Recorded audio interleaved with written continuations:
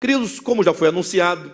vamos falar hoje sobre arrependimento. O primeiro texto que nós lemos, Marcos capítulo 1, versículo 14, o evangelho, o proto-evangelho, que é o primeiro evangelho escrito, já abre o seu primeiro capítulo anunciando e dizendo que o próprio Cristo dizia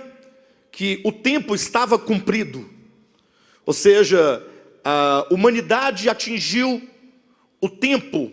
a humanidade atingiu a maturidade, o tempo necessário para que ela pudesse então experimentar o reino de Deus, para que ela tivesse as condições de compreender a verdade de Deus e então assumir o seu lugar, assumir a sua posição dentro do reino de Deus. Quando ele diz, arrependei-vos porque o tempo está cumprido, isso certamente faz referência ao mesmo que o apóstolo Paulo disse em Gálatas capítulo 4, quando ele diz que na plenitude da dispensação do tempo, Deus enviou o seu Filho, nascido de mulher, nascido sob a lei, para nos tirar da escravidão da lei, para nos tirar do jugo da lei e para nos conceder a adoção de filhos. Como já falamos outrora, a expressão adoção, roiotesia, significa a posição de filhos. Então, quando Paulo diz que, vindo a dispensação da plenitude do tempo, ele faz referência exatamente ao momento de todos os tempos passados, em que a humanidade foi passando da infância à sua juventude, à sua maturidade. Em outras palavras, quando Cristo ele se encarna, vem ao mundo, e então o Cristo de Deus nasce de mulher, este é o momento em que o homem está pronto, em que o homem está preparado, é o tempo em que o homem já passou pela fase da infância,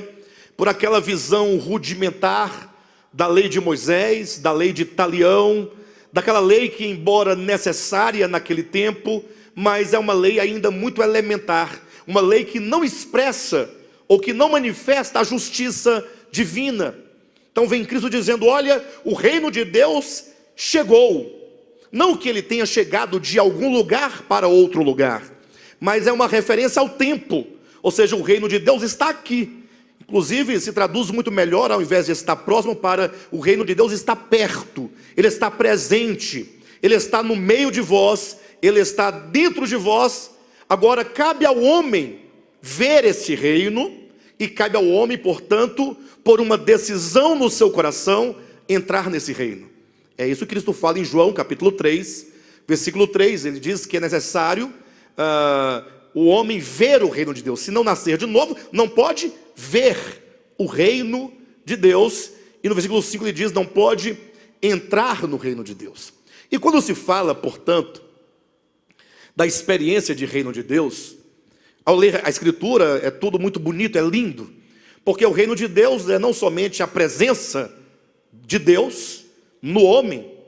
mas sobretudo a comunhão do homem, uma vez caído, agora resgatado, trazido de volta à casa do Pai, como na parábola do filho pródigo, é o retorno, e ele então reintroduzido na casa, reintroduzido no lar, reintroduzido na família,